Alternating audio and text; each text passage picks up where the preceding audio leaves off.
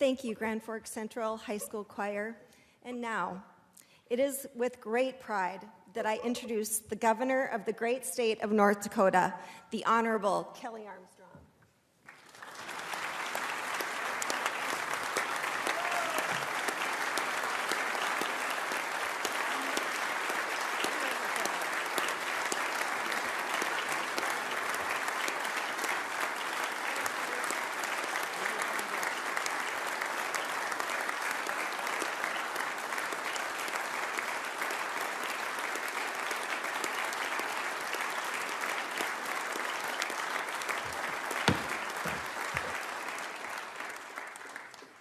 Thank you.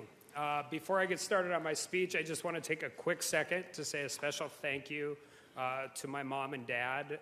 None of this, I'm so happy to have them here. None of anything I could have ever accomplished in life would have been possible without their love and support. I think it's about 50-50 whether my dad's more excited to be here today or about NDSU winning their 10th national championship last night.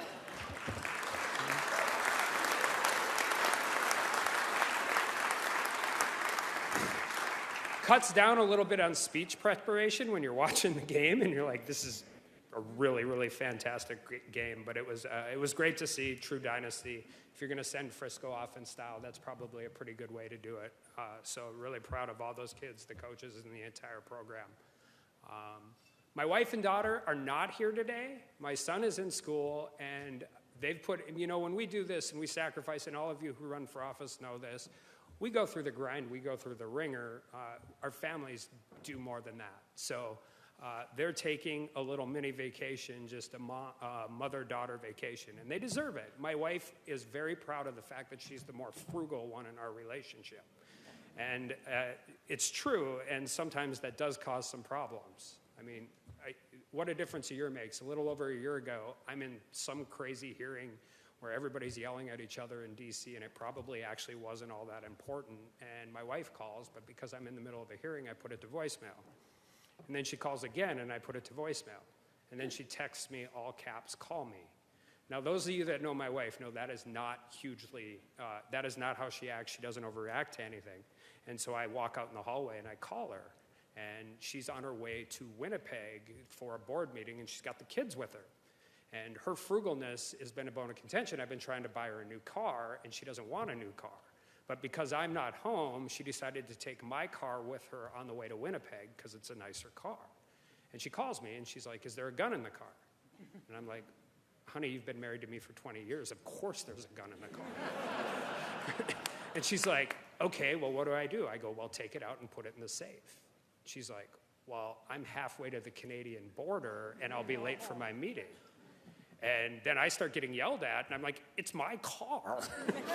So I'm like, where are you? And now she's frustrated, and I'm frustrated. And there's this poor staffer in the hallway of the U.S. Capitol looking at me like the world is coming to an end.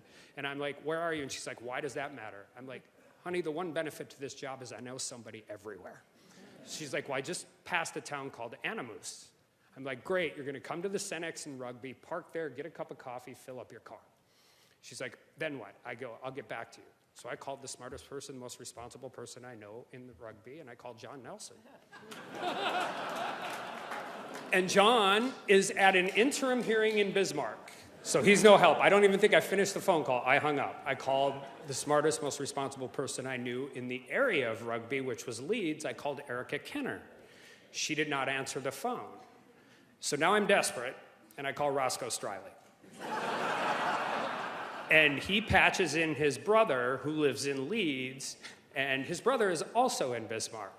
So before I can say anything, Roscoe says, I'll handle it, and hangs up on me. And so I go back into the meeting, and I text my wife, and I get no response. And I text Roscoe, and I get no response. And 20 minutes later, I get this text. From my wife, I am moving to Rugby. It is the nicest place I have ever been. In the span of 5 minutes, 5 people have said good morning, 2 strangers said I was beautiful, and my friend's brother's accountant took possession of my husband's gun. This place is awesome.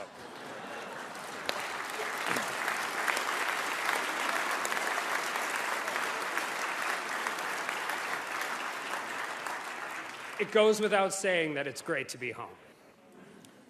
Good afternoon, Lieutenant Governor Strinden, Justices of the North Dakota Supreme Court, Mr. Speaker, members of the 69th Legislative Assembly, tribal leaders, former Governor Schaefer, Manitoba Premier Canoe, family and friends, and fellow citizens.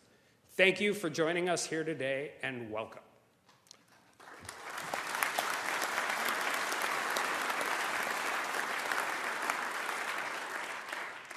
Addressing you this afternoon as the 34th governor of the great state of North Dakota is an honor of a lifetime. And to serve during this period of unprecedented opportunity in our state is a blessing. As we begin this journey together, I think it is worth reflecting on just how far our state has come in such a short amount of time. 20 years ago, our state's population was 634,000 people. That's 56,000 fewer residents than we had in 1930. In 74 years, we had lost the equivalent of the city of Grand Forks. Then, because of hard work, ingenuity, and smart policy, our state was about to experience exponential growth because someone decided to take a risk and try something new. That something new was horizontal drilling and hydraulic fracturing into the Bakken Shale Formation, revitalizing the long stagnant oil and gas industry in North Dakota. Fast forward to just a few short weeks ago, the Census Bureau released its 2024 population data. North Dakota now has 796,568 people. Under our state's conservative leadership and pro-business policies, we've gained back the equivalent of the city of Grand Forks, not once, not twice, but 3 times over.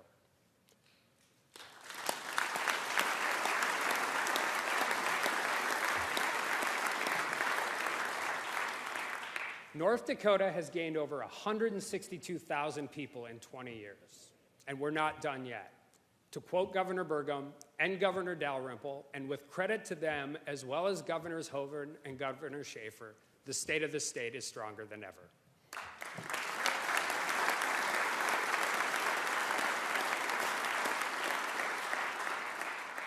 We are not the biggest state, we don't claim to be, and we don't want to be.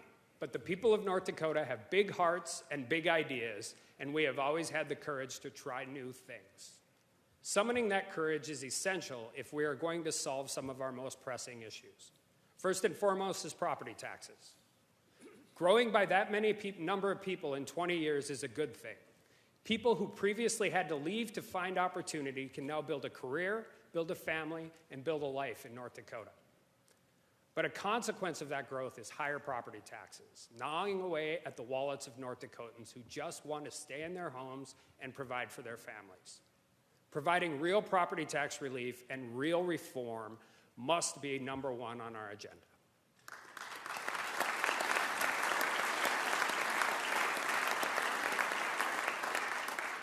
But it's not the only thing on our agenda.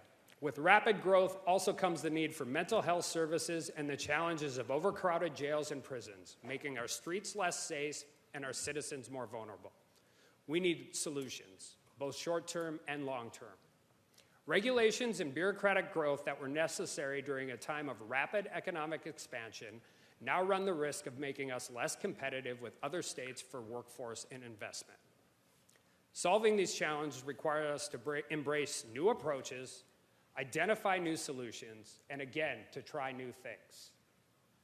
I've been in this job for just under a month, and I can tell you that we have a lot of hardworking, dedicated people in state government. They come to work every day trying to make North Dakotans' lives better. As someone who has spent the last 6 years in D.C., the federal bureaucracy could learn a lot from our dedicated North Dakota public servants.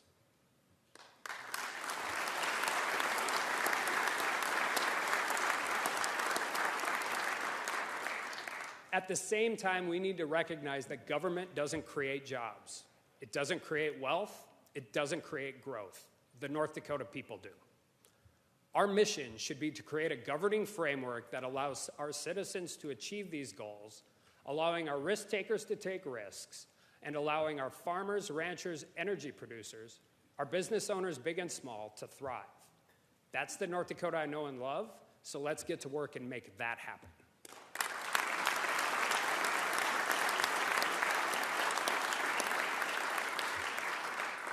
Our first job is no small task. For far too many North Dakotans, the dream of home ownership continues to slip away. Our property taxes are too high. Over the past year, I spent time with constituents from across our state, from east to west, in ag towns and energy towns, in communities large and small. And I can say with full confidence that property tax is their top priority, and it should be ours.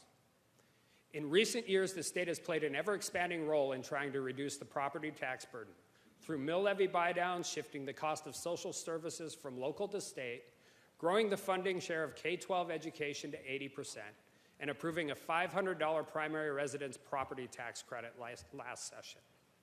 Like it or not, the state is involved in property taxes. And to be honest, it hasn't worked very well. I was here, I voted for some of those bills, but it really is the worst kind of policy. It's incredibly expensive, and people are as frustrated as they've ever been. And I know you all know this because there have been over 50 different bills introduced this session. But we cannot have paralysis by analysis. We need to act now to provide real property tax relief and real property tax reform.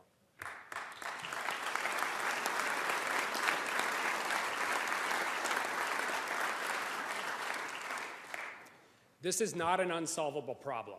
We've been meeting with legislators since June to listen to their ideas and develop a property tax plan.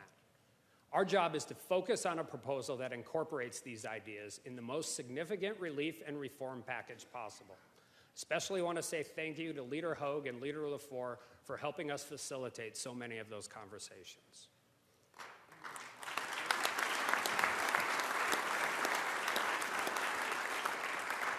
Take the applause while you can get it. By the end of session, they might not be clapping for any of us. Recognizing the frustration of our constituents and using the expertise and background of our legislators, we are offering the most aggressive, durable, and responsible property tax plan that has ever been proposed. While the different elements are familiar, the overall framework is unique, because in order to solve an old problem, we need to try new things. First, the reform. Buying down property taxes without reform has not worked. The definition of insanity is doing the same thing over and over again and expecting a different result. But I would say we should not put an artificial cap on increases in property values. Those increases are based on what the market is willing to pay, and government should not interfere. People's homes are worth more. That's a good thing. It's benefiting our local communities and the state as a whole. However, we can and we should put a cap on future increases in local property tax budgets. Today, we are proposing a 3% cap on growth. If the entire 3% isn't used, the remainder can be carried over for up to 5 years. This will encourage cities, counties, schools, and park districts to budget prudently and plan ahead. And those who say that the state shouldn't be involved in capping local budgets, when this package is approved, the state will be paying for over 50% of the local share of property taxes. We absolutely have a say in their budget growth. Now the relief. In neighborhoods across the state, citizens say the biggest burden is the property tax on their primary residence. Homeowners are getting squeezed at an unsustainable rate. First, we propose increasing the existing primary residence credit from $500 to $1,000 per year at a cost to the general fund of $310 million. In addition, we will create a primary residence classification, so this relief will become automatic and not require homeowners to file for a credit. Second, our plan will use a dedicated stream of legacy fund earnings to provide additional funds to the primary resident credit. This stream will grow as the fund grows, giving every North Dakota homeowner a direct stake in the overall success of the legacy fund. The total combined primary residence relief will be $1,550 per year for the next biennium, and at least $2,000 per year in the following biennium. Combined with the 3% cap, the legislature will deliver significant relief that will grow exponentially faster than your property tax bill. The sustainable part of our plan is that when the legacy fund earnings stream grows to more than $2,000 per year, every additional dollar will be split evenly between more property tax relief and decreasing the ongoing general fund expense of providing that relief. This will eventually lower the general fund's ongoing cost to zero ensuring we don't saddle future legislatures with having to fund this tax relief. As the legacy fund grows, it will eventually cover the entire cost of this plan. As I said earlier, this plan is aggressive, durable, and responsible, meaning it can survive market swings, because our state is still driven by commodities. This plan works at $55 oil and $6 a bushel for soybeans. Homeowners will see a significant immediate impact. Combined with the expanded homestead tax credit, the initial $1,550 will eliminate property taxes for an entire class of homeowners who need that relief the most. And it will put the bulk of primary residents on a path to zero within the next decade.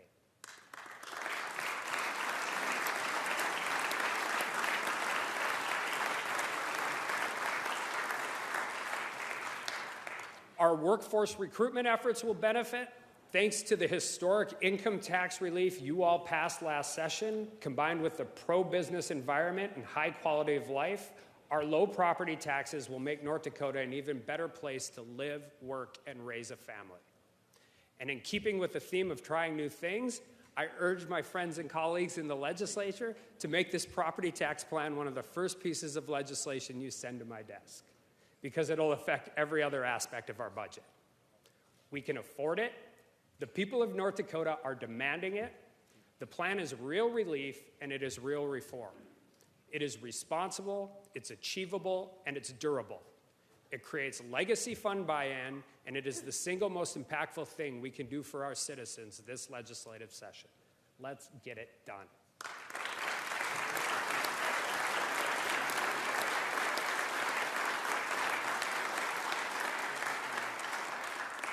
This property tax plan will be the most significant difference in our executive budget we will deliver to you next week, but it won't be the only one. We've spent our first 3 weeks in office carefully evaluating spending and evaluating spending to provide the highest ROI possible for our taxpayers. And to be honest, I'm worried less about spending more, and I'm worried less about spending less. What I am concerned about is spending smarter, making sure our past promises and our current priorities are covered. Because property taxes is far from the only challenge we need to address. Some of you were lucky enough to know my grandmother, Mert. She dedicated her life to the service of others, leading the Mental Health Association in North Dakota for over 25 years. Mert led with her heart. She was literally the nicest bully I've ever met. She was a force to be reckoned with, and she wasn't afraid to try new things to help those struggling with their mental health. And she did this at a time where we didn't talk about mental health the way we talk about it now. It's a tough issue to deal with today. It was a real tough issue to deal with in 1985. She once said, "In this kind of work, we are constantly risking it all, constantly setting out in uncharted waters. Even in brief moments of victory, we know we cannot rest because the pain of those whom we struggle, our fuel and our focus, is always there with us." Mert would have been proud of the progress we've made in North Dakota. The work of former First Lady Catherine Burgum through Recovery Reinvented and the Behavioral Health Division at DHHS has laid a foundation for eliminating the shame and stigma of addiction and helping those find hope in recovery. From the successful Free Through Recovery program to the training of 1,200 peer-to-peer support specialists, North Dakota has made major strides. We want to build on that progress, and we want to take it to the next level. That's why I'm announcing today that we are creating a new cabinet position, Commissioner of Recovery and Reentry. To fill this position, I've appointed Jonathan Holth, who is in long-term recovery and most recently served as the Director of Recovery Reinvented. The goal of this job will be to operationalize the relationships between the legislature, DOCR, county jails, law enforcement, the judicial system, our tribal partners, addiction counselors, and everyone else who cares about providing services to the people in our communities who desperately need them the most. We have to take an all-of-government approach to these challenges. Thank you for Jonathan for embracing this leadership role. He's here somewhere. There you go, stand up.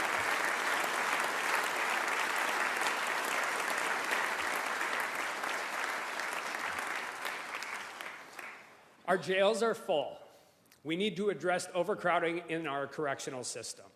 But we can't build our way out of this. We need an approach that is smart on crime, not soft on crime. Finding practical solutions that will increase access to services while reducing the reliance on our jails and prisons as treatment centers is a top priority of our administration. But we also absolutely need a more immediate solution. We commend the legislature and the previous administration for securing funding for a new Missouri River Correctional Center, a women's correctional center, and the state hospital. There is also a proposal to expand the state penitentiary. But at the earliest, those beds would not be available in 2030. By more immediate solution, I mean as soon as possible. Hopefully, by the time we delivered our budget address next week, we will plan to announce a tangible turnkey solution to DOCR's overcrowding. As both a state senator and a congressman, I've pushed for criminal justice reform that moves addiction and recovery resources upstream, investing in diversion and deflection programs on the front end of our justice system in order to spare taxpayers the enormous cost on the back end, and utilizing technology and pretrial services to encourage less pretrial detention at the county level. That's why we are going to robustly fund the Free Through Recovery and Community Connect. These programs are important because they provide the services with the resources we have, not the resources we wish we had. By making better use of these services, we will free up prison and jail beds, we will save taxpayers money, we will ensure that we have the space to lock up our most serious offenders, and most importantly, we will keep our communities safe.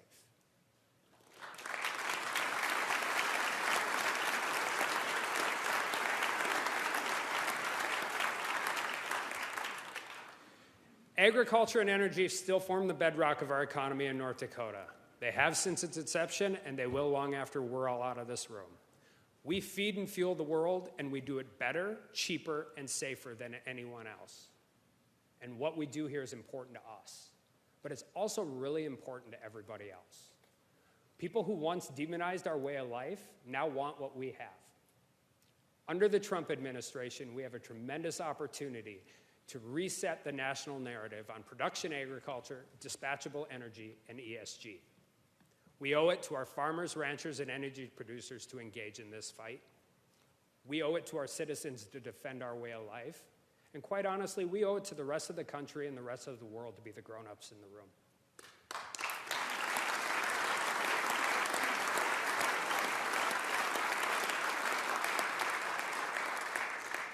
With the support of the legislature and in coordination with Attorney General Wrigley, we will be aggressive in our legal strategy.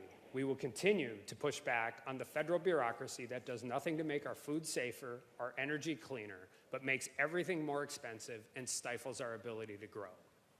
We created the pro-business environment for the energy industry to come here, to take new risks and try new things. There's nothing particularly special about the Bakken versus other shale formations. The difference was that the North Dakota legislature created a regulatory framework that incentivized those risk takers to try those new things right here in North Dakota. We've done it before, it worked, and we need to do it again.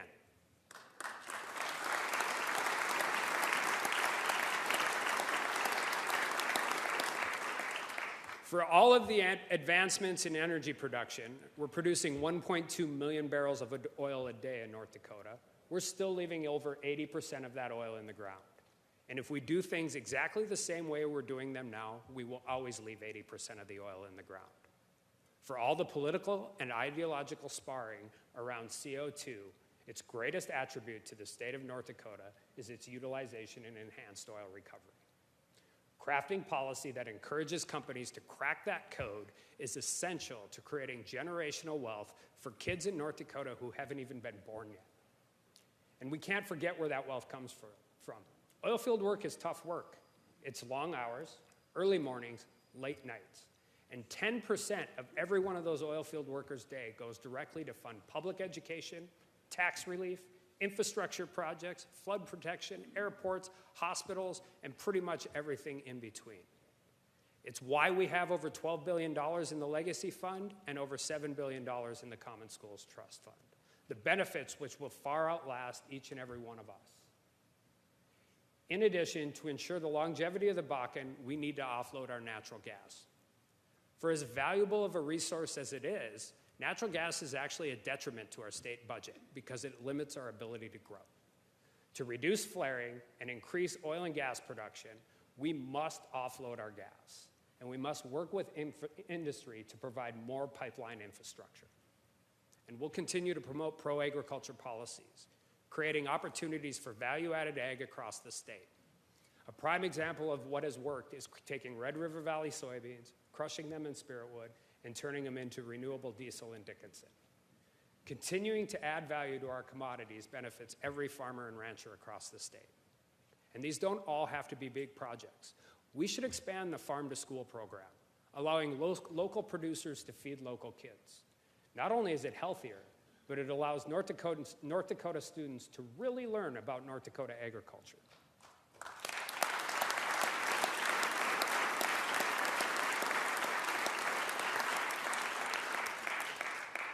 Working together, we will provide more value-added products in ag. We will protect the backbone of our state against outside agitators who have no idea what it takes to feed an ever-hungrier world. Nobody cares about the future of North Dakota, our country, and our land than our farmers and ranchers, and we will never stop fighting for them.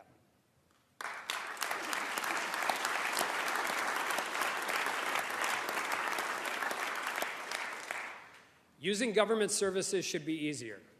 We are going to refocus our efforts to be consumer-driven, meeting North Dakotans where they are. In state government, we have 154 different boards and commissions. That's too many.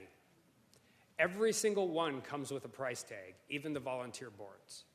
My team has been working with Senator Roars and Representative Lauser to shrink government by reducing the number of boards and commissions.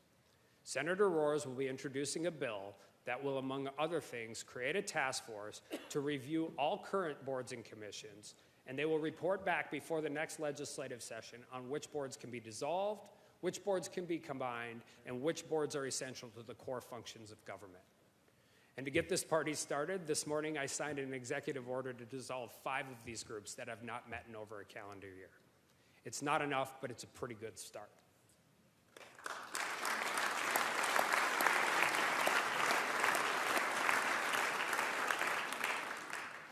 We spend a lot of time in North Dakota talking about our natural resources, but we should never forget that our most important resource is right now sitting at a desk in classrooms all across the state. We need to offer 21st century learning environments that engage students, expand educational opportunities, and empower parents. Our career and technical education programs are an absolute game changer. Along with Governor Burgum, you all put North Dakota on the national stage with the funding and construction of these 13 CTE scanners. A little closer to home, as a parent who has a kid that goes to the Bismarck Academy, I want to say thank you. I can personally attest that these schools have had a massive positive impact on our students and will develop the workforce our North Dakota businesses are starving for. So you should actually give yourselves a hand right now.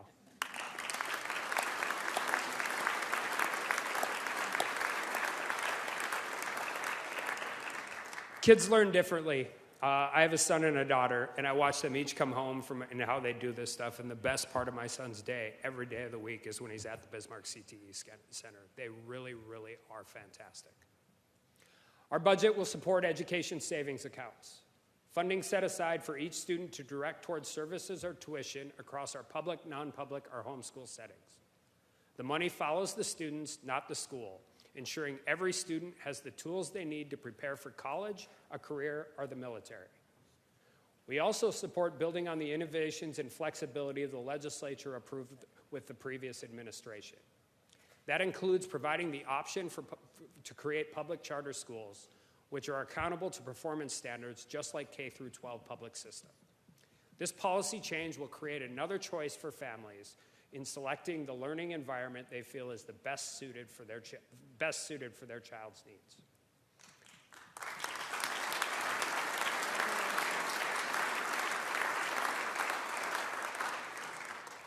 With Lieutenant Governor Strindon's leadership and our legislative partners, we can ensure every parent has the freedom and flexibility to choose the right educational plan for their child.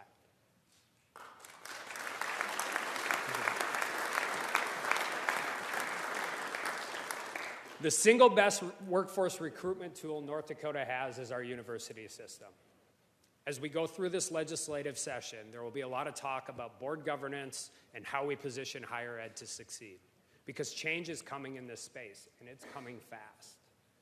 We have to allow our institutions to adapt to the changing demographics and learning models, whether it's our 2 premier research universities at UND or NDSU, or our 9 other college campuses. This conversation needs to start, and it needs to start now. We need to stop talking about closing campuses and refocus on how to make our institutions more responsive to our workforce needs. We don't want Mayville State, Valley City State, or Dickinson State to just survive. We want them to adapt and thrive so that they can continue to be a benefit for our students, our communities, and the entire state. One thing that hasn't changed, challenge grants work. They leverage public funds with private dollars to support students with scholarships. They help keep North Dakota kids in North Dakota schools. That's why our budget will increase the funding for challenge grants to $50 million, which will drive $150 million in investment in higher ed over the next 2 years.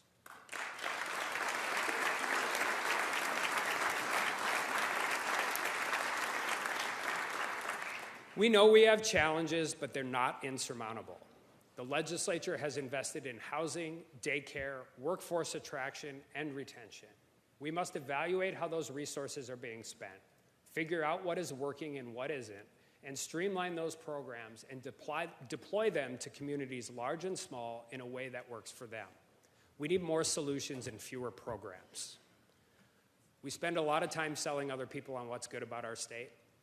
We have to do a better job of selling it to our own kids.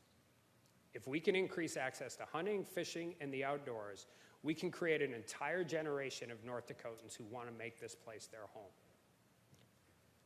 North Dakota is a special place. Since its inception, it's been home to risk takers.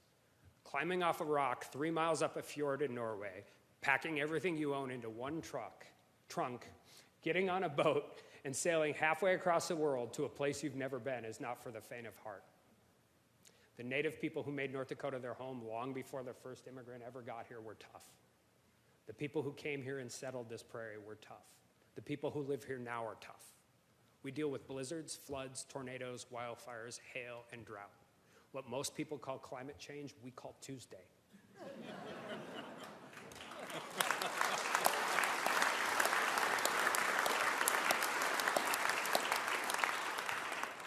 It's nice to have the premier of Manitoba here, literally the only human in North Dakota who came south for warmer weather.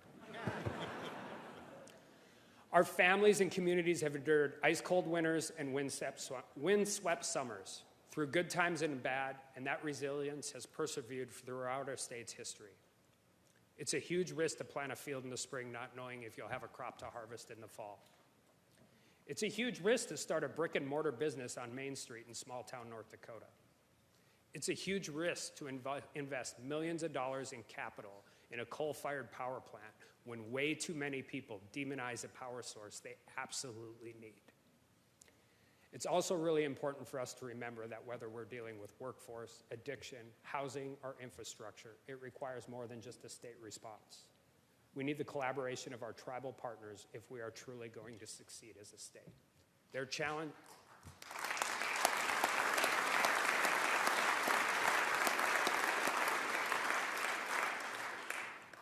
challenges are our challenges. Their successes are our successes.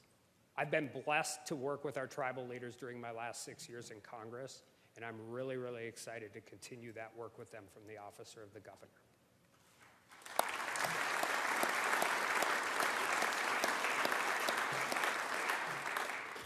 One of the reasons North Dakotans are so willing to take risks is because they know they don't have to do it alone. Our families, our friends, our communities are filled with the kindest, toughest, most generous people we know. We have each other's back. As we move forward this legislative session, we have a responsibility to our citizens to try new things so that they can keep doing what they do best, which is taking care of each other. We can provide property tax relief and reform. We can continue to address the mental health challenges our most vulnerable people face. We can continue to work on short-term and long-term solutions to workforce, childcare, and housing. At the same time, we'll continue to support our law enforcement, our firefighters, and our first responders, who quite literally have the toughest and most important jobs in every single one of our communities.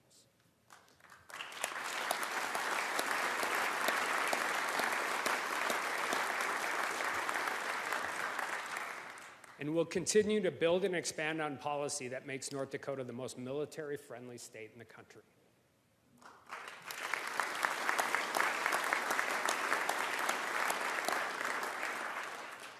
North Dakota is not broken. It does not need fixing. We are home to the best people on earth.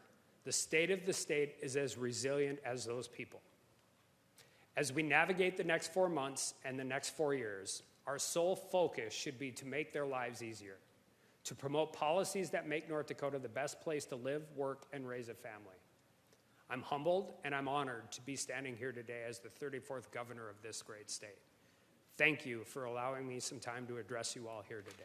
God bless you, and may God continue to bless the great state of North Dakota.